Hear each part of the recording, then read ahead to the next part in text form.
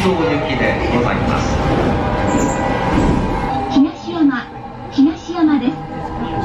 Good morning everyone. I'm hiding from the sun because it's super bright, and where I'm sitting right now, it's like, look at that, right in my face. Liam and I, or Liam is here by the way, Liam is there. Liam and I are sitting outside a Lawson convenience store in, where are we? Higashiyama in Kyoto. Sorry. Liam is attempting to eat chocolate cake. Today is the 2nd of January 2020. Happy New Year. Akimashite omedetou gozaimasu. We are going today to visit a shrine. Temple? Shrine. Temple or shrine? Can't remember. We're going to do our first shrine visit of the year, which is called Hatsumode. So we're going to visit a few shrines today and do that. Come along with us, it's going to be fun. I promise I will be talking less in front of a busy main road for the rest of this vlog.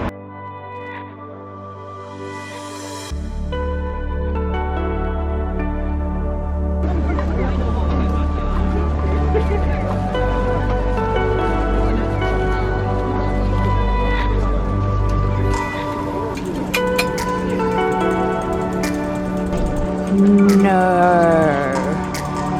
Is this vegan karaoke? Looks like it could be. Wow.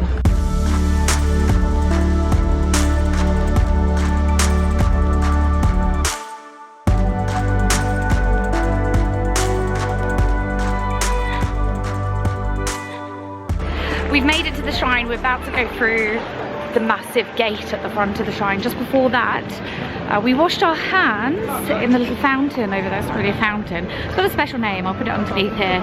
A lot of people wash their hands and sometimes wash their mouth out before they come to visit the shrine.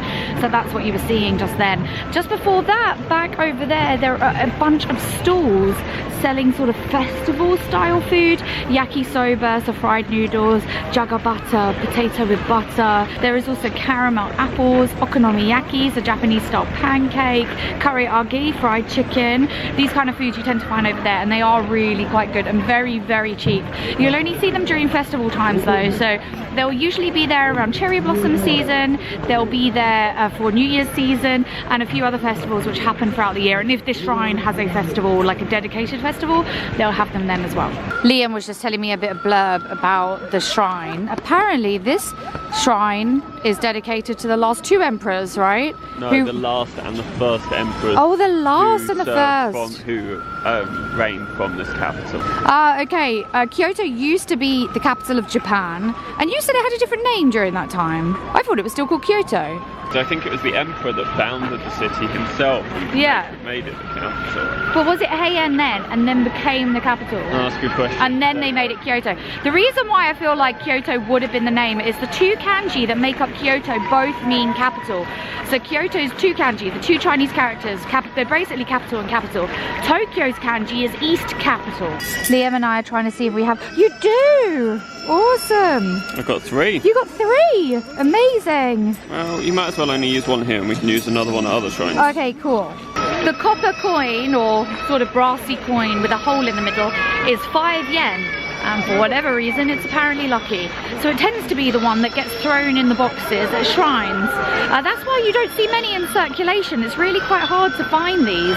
Anyway, we have 3. I'm going to drop one in the box here. I don't know if I'm going to be able to take video up there because you can't usually take video up in front of the shrine. But we'll see what we can get.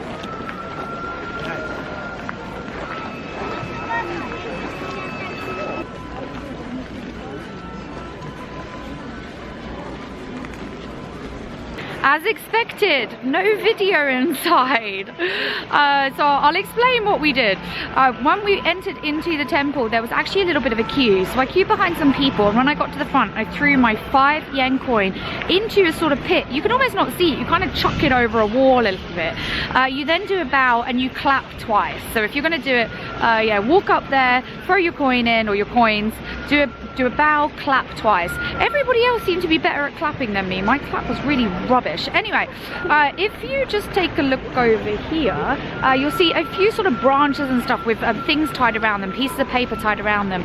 These are omikuji. You can buy them at stalls here. There's a couple actually which are selling them, and they are your fortune. People tend to buy them when they come to Hatsumode, first shrine visit of the year, and it will give you your fortune for the year. If it's lucky, you keep it. If it's bad luck, you tie it onto a branch. I don't do it because about 5 years ago I got the best luck. Maybe it was, no, it probably was 5 years ago. I got the best fortune. It literally said on it, the best fortune, and since then I've refused to get one. I think the fortune only lasts for a year. Anyway, it was fabulous. I won't get another one. But if you do get it and it's bad luck, apparently if you tie it onto the thing, everything is resolved. Apparently. To get omikuji, people usually shake these things up and down. After you pay, you do have to pay for your omikuji fortune, but you shake these things up and down, and what will be revealed to you is a chopstick that will have a number on it. Once a number's been revealed to you, you go somewhere to pick your fortune. Sometimes it's little drawers and you have to find your number and open the drawer to reveal your number, or sometimes it's a little stand. You give your number in and they will give you your fortune. At this shrine, you do actually give your number over, or the symbol, to the shrine staff, and then they'll give you your fortune. I was going to take a video of that, but I can't. And something you might want to be aware of is you'll see a lot of people working in the shrine, people that are usually dressed with white tops, and the women will wear red bottoms and the men will wear blue bottoms. You cannot take video of them before. I have tried. It has failed. So yeah, just be wary. There'll be lots of them wandering around. They look amazing. Just you can't take any pictures or video of them.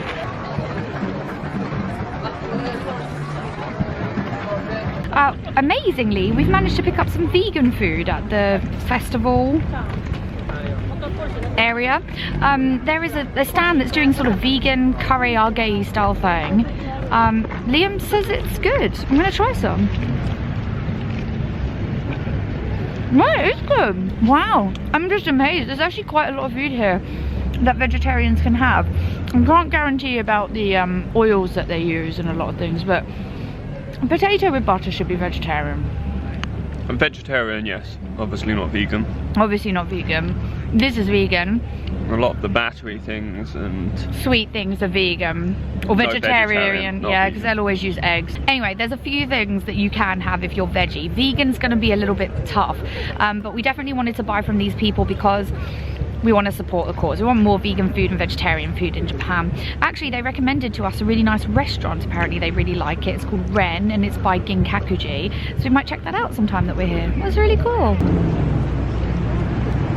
Very hot. It is. It's a effectively a jelly. Really? Yeah. Oh, I want to try it. And they put it in 2 cups because the inner cup has melted because of its heat.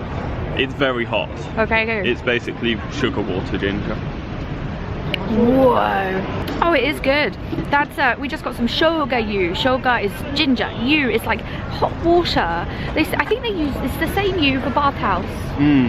Same bathhouse yu. It was by the stand that's just over here, and we thought it was amezake, like a thick, sweet, almost sake, but not. It is a sake. It's just non-alcoholic sake. Non-alcohol. Oh yes, yeah. Amezake is non-alcoholic sake. But anyway, it's not. It's ginger and sugar and non.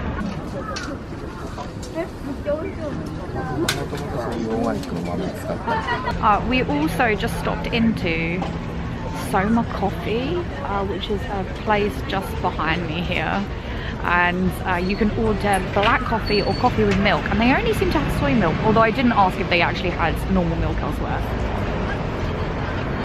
The hot coffee is a drip coffee. The guy is doing it just there, and he's using reusable filters, which is amazing. The pouring of the water is just unbelievably like spacey. Not spacey, mesmerizing. It's mesmerizing. We're actually on our way up to another temple. Just found this cute little shrine on the way there, and rather randomly there is a blue bottle coffee here. Famous coffee place from San Francisco in this absolutely beautiful building. Oh, it's out the back over there, Liam. Yeah, no. That is crazy. Anyway, beautiful. No blue bottle for us today. I've already been caffeinated. But crazy that it's here. Amazing.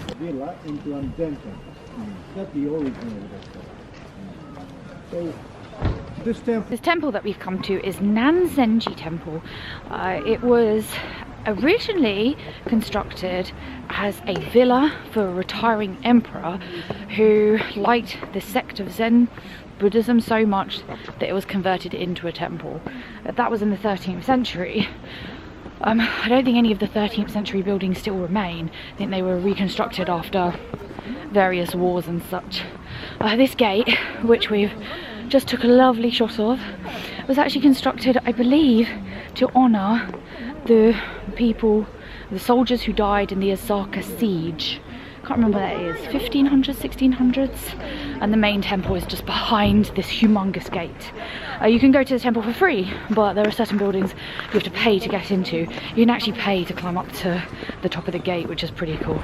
Man, these steps, they are steep.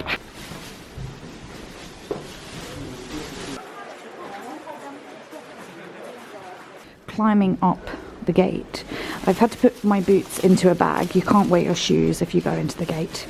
So my boots are so massive that they're going into 2 bags. When you come here, make sure you take off your shoes here and step onto the boards with your shoes off only. No shoes on the boards. You pay here. It's 500 yen a person. Right, let's go up these super steep stairs. Oh my goodness, Liam, was this a good idea? View is kind of cool. You're not super high up. You're just high up enough. You might be able to see people walking towards the gate, down on the path below, and then there's mountains off in the distance. We'll be heading there another day. Whoa, that is cool. I think we can see the temple from the other side. Let's go check it out. This is amazing. I feel like 500 yen is just enough money to deter people from coming up this gate, which is great because there's hardly anybody up here. And you can see a beautiful view of the shrine from here. Look, there it is. And it's very peaceful. This is really cool. I guess this shrine isn't doing a humongous Hatsumode festival, so even on the 2nd of January, it's actually quite chilled out, which is awesome. Look, last person, just going behind the corner. Amazing.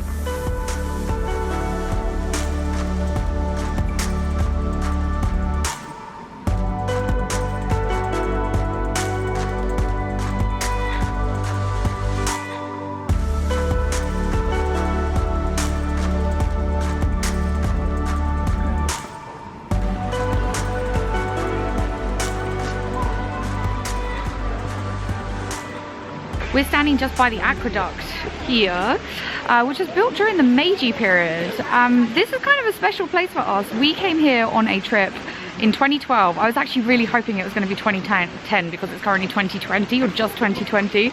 So I wanted to get a 10-year challenge picture. But anyway, we came here in 2012 and took a picture with a bunch of our friends. And so we updated the picture. Liam and I standing in the same places and taking the same photo. And Liam quite rightly pointed out that, yeah, we look young. I mean, but 8 years ago, Liam, we were younger than we are now. I know. I mean, technically, I am younger now than I am now.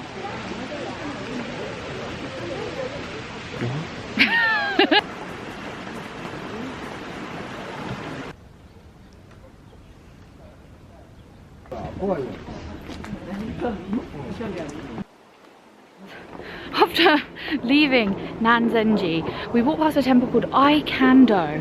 Aikando. I'll leave the name up below. Beautiful temple, wonderful garden. We've been before, so we're not going this time. Oh my goodness, I'm out of breath. We actually walked straight past it and came here to the Philosophers Path, known in Japanese as Tetsugaku no Michi. It's named after Nishida Kitaro, a philosopher who worked at Kyoto University, and he used to meditate as he walked up and down this path every day on his way into uni.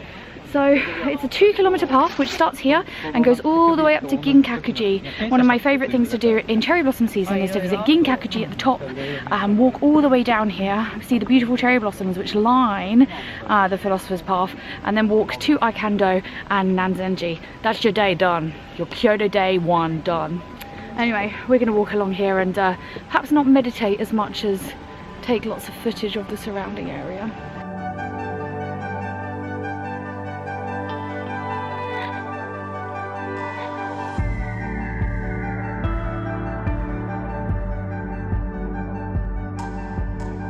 this is quite interesting. It suddenly got really, really busy. All these people are waiting to go to the shrine up here, which is Kyoto Shrine. Apparently they have a lot of visitors visit during Hatsumode, sort of first shrine visit of the year, but it's particularly important this time because it's year of the rat this year, and this shrine is guarded by 2 mice. So I think a lot of people are waiting to do Hatsumode, particularly at this shrine, because it is year of the rat. It's quite funny, Liam's just reading in, what was it, on Google reviews, that apparently it's a very serene temple and that's why people quite like it. I don't think it's serene today. But the 2 mice that they have outside, they do look like rats, so I think that's probably it. I kind of want to go, I don't want to queue in that. Maybe we'll go another day. It's winter at the moment, so you can't see much on the trees, but these are cherry blossom trees here. So during cherry blossom season, which will be late March, early April, they'll be completely full. There's a few more over there. Still looks nice during the winter, but in March it really comes alive. It'll also be a lot busier.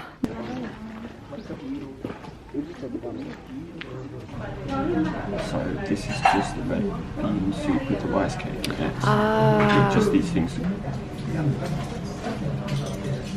We popped in to have tea, what we call tea and sweet. It probably has a better name. In Tea Lounge Goken, which is about 2/3 of the way down the Philosophers Path. In this giant bowl is matcha. Oh, it's quite deep. It's not sweet. With this set that's in front of me, I also got wallaby mochi. Here we go. Good. And you got red bean soup with rice cake and matcha. And the tea is hoji cha? Yeah, I think so. Something like that. Is it good? Yeah. Where? There's red beans as well. Nom.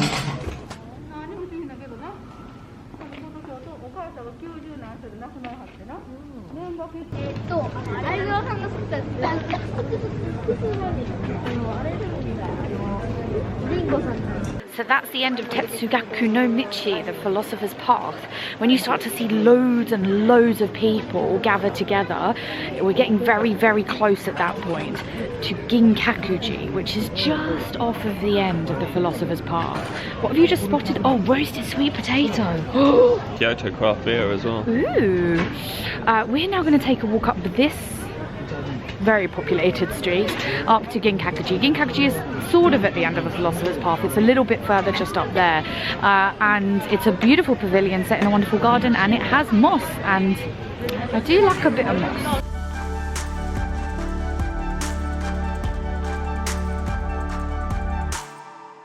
Liam, touch it. Touch it. Oh.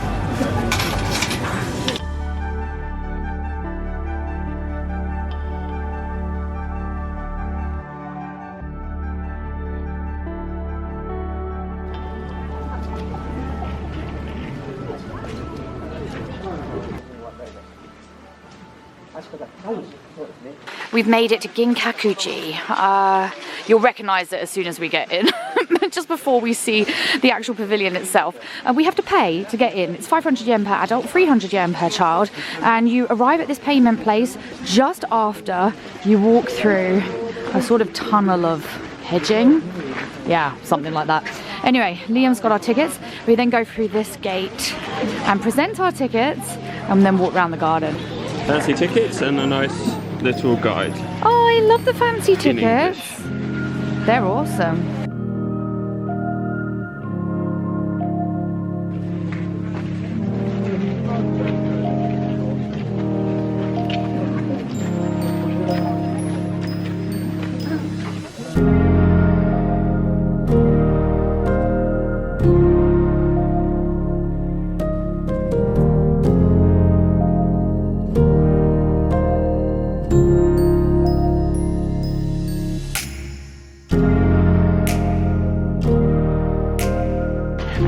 Got all of the info.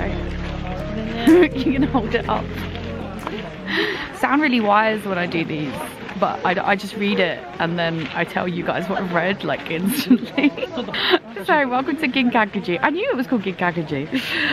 It was established in 1482 by Ashikaga Yoshimasa, the 8th Muromachi shogunate. Not Marunouchi. Not Marunouchi, which is a line, a metro line in Tokyo. Anyway, this shogunate had he set up this as a resting place, right, where he was going to retire, and apparently it's actually got a different name. So if you look it up, it also has the name Higashiyama Jisho, right? Jisho or Joshi? Jishoji. Yeah. This place is a classic blend of a Higashiyama culture, which is this area around here, and Zen culture, which you can see in all of the beautiful gardens around. So we're going to go around and have a look. I love this place because of the moss. I already said that, didn't I? Let's go see some moss.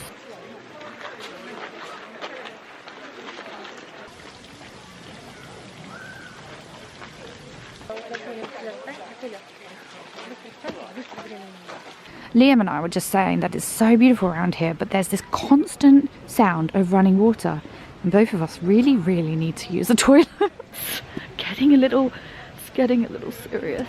Anyway, look at this cute shrine. It's very cute. Don't forget to visit it. If you go up the route, hang off to the left a little bit to go visit the cute shrine. Right, let's keep going, because I know there's restrooms at the end and I want to go.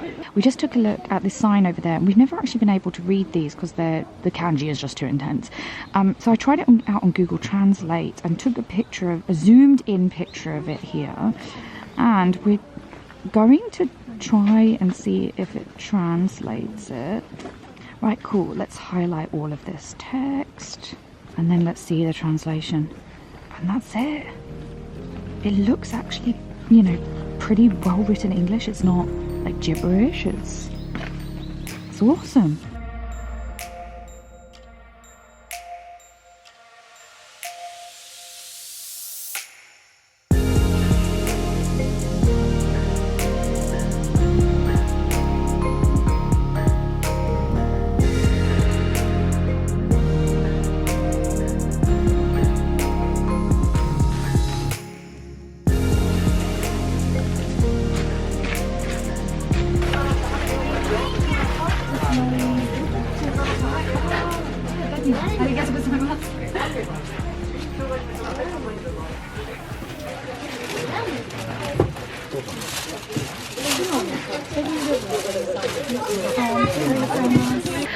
Just as we went into Ginkakuji, I bought a goshuin, which is a little, a little book that you get stamps for at every shrine and temple, right, that you go to. I think every shrine and temple will do it, the little stamp. Oh yeah, no, I think so. Yeah, it's kind of a thing that sort of lots of people have. Adults have it, kids have it, but you take it to shrines and temples, they'll stamp it for you. So I picked up one here, and I picked up a little bag as well. They gave me a token, which I handed in the end, and they showed me that they had signed my book and put a stamp into it. So I'll show you a picture of it now. If you want to do it, the one I got from here was 1,300 yen. That included the book and the stamp. The bag was an extra 1,000 yen. So I'm going to take this around with me to other temples and shrines and get more stamps. It's going to be cool.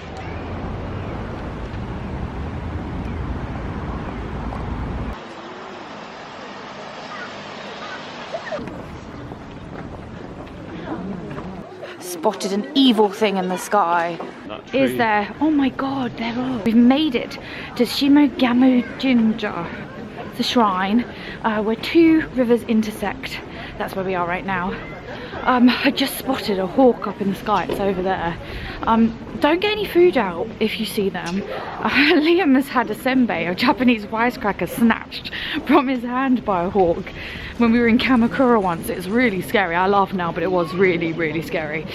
So if you see them flying around, just don't get any food out. They're waiting. They're waiting for it. Anyway, the shrine that we're going to see at the moment is paired with another shrine called Kamo Shrine, and they're two of the oldest shrines. I don't know if they're the oldest shrines. They predate Kyoto becoming the capital though. That's the important bit of information. We're going to go see it in a minute.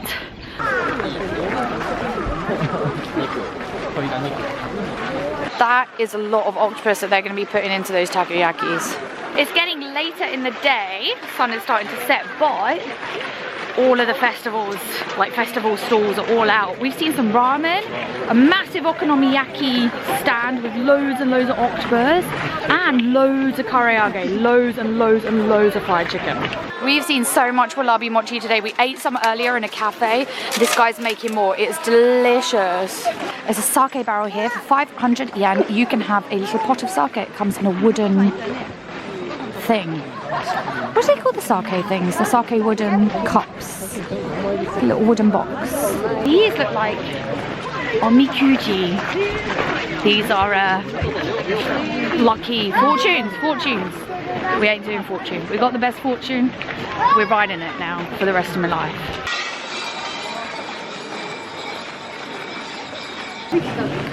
Ooh, NHK Musicals filmed here. Ooh. Whoa, this is cool. I just got my book signed from here. This is a Goshuin area. I can't get any closer because there are shrine people over there, so we can't take any pictures of them. But I queued up, as these women are doing here, and it cost me 500 yen to get my book signed. And this is a picture of the signature. It looks awesome. Well, the stamp and the signature. They have a poem here which covers this main sort of stage here in the middle. This is where they do dances and stuff, right? Or they often have that in Japanese shrines. There's a poem that's written all the way around, and it's done in calligraphy, and they've got English translation below it. That's super cute. That was cool. Inside of the main shrine, they actually had loads of like little shrines. How many do you think there were? Like 8? Like 8 little shrines, all dedicated to different gods. So you sort of picked which one that you wanted to go to and prayed in front of that one. There was also a main shrine as well, and there was some people working back there. It was really cool. We've now left. We're just going to have a look down the festival streets where all the food is and see if there's anything that we want to pick up.